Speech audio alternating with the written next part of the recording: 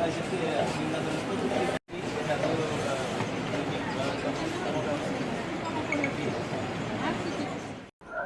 ধান উৎপাদনে বিশ্বের মধ্যে তৃতীয় অবস্থানে আছি, সবজি উৎপাদনেও আমরা তৃতীয় অবস্থানে আছি, এবং আমার ময়মনসিংহ অঞ্চলে এখন আমরা ধানে বা আমাদের খাদ্যতে আমরা প্রায় 26 লক্ষ মেট্রিক টন আমরা উদ্বৃত্ত আছি, আর সবজিতে 10 লক্ষ মেট্রিক টন উদ্বৃত্ত আছে। তো এখন আমাদের যে প্রবলেমটা সেটা হচ্ছে যে আমরা বিদেশে সেই পরিমাণে রপ্তানি করতে পারছি না। আমাদের যে সবজি ফসল সেগুলো আমরা নিরাপদ ওইভাবে করতে পারছি না, যার কারণে আমরা আশানুরূপ ভাবে আমরা কিন্তু রপ্তানি করতে পারছি না।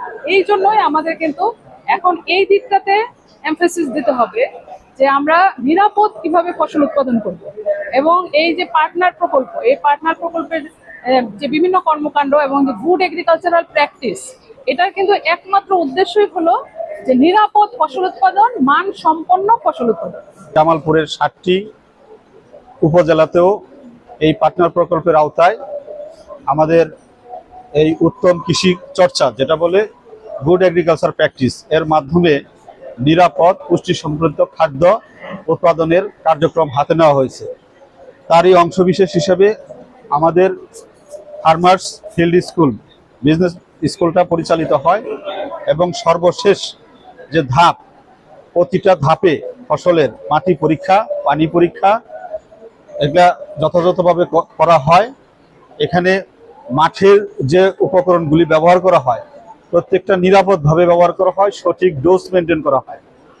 সাথে সাথে আমাদের যারা শ্রমিক কাজ করবেন তাদের স্বাস্থ্যটাকেও ওখানে আমরা এনশিওর করি, যাতে তারা নিরাপদে তাদের উপকরণগুলি ব্যবহার করতে পারে। সর্বোপরি কৃষক, তারও স্বাস্থ্যের দিকটাকে আমরা বিবেচনায় নেই, এবং শেষ পর্যন্ত প্রতিটা স্টেপে আমরা কি কি কার্যক্রম করা হয়েছে সবগুলি লিখিতভাবে আমাদের রেজিস্টারের মধ্যে লিপিবদ্ধ থাকে।